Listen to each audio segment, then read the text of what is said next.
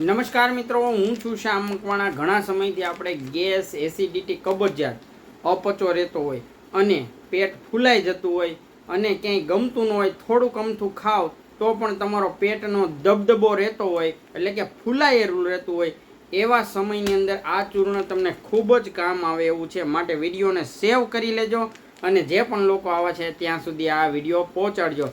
આ ચૂર્ણ બનાવવા માટેની રીત પણ અમે આપેલી છે। જે પણ લોકોને ઘરે બધી જ વસ્તુ થાય છે તો એ લોકો ઘરે આ બનાવી શકે છે। જેમ કે આ ચૂર્ણ વરિયાળી, જીરું, હળદર, હિંગ, અળસી, હરડે એવી ઘર વકરીની સામગ્રીમાંથી આ ચૂર્ણ બને છે અને અદ્ભુત રિઝલ્ટ આપે છે।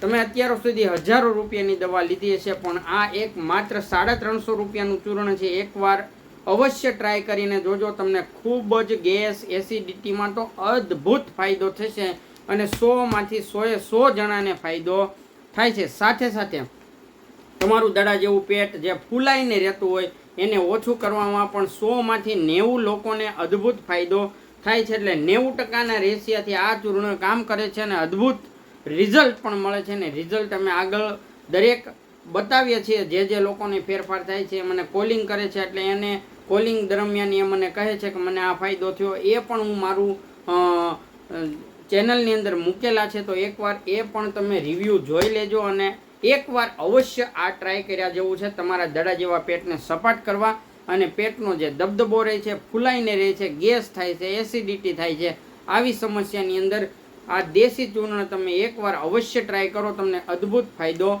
મળશે। ચૂર્ણને બનાવવા માટેની રીત અમે આગળના વિડીયોમાં દર્શાવેલી છે, તો આગળના વિડીયો પણ તમે જોઈ લેજો। અને જો તમારે કોઈ પણને બનાવવું નથી અને મંગાવવું છે તો મંગાવવા માટે અમારો ડિસ્પ્લે ઉપર આપેલો નંબર છે, એમાં સંપર્ક કરી અને તમે મંગાવી શકો છો।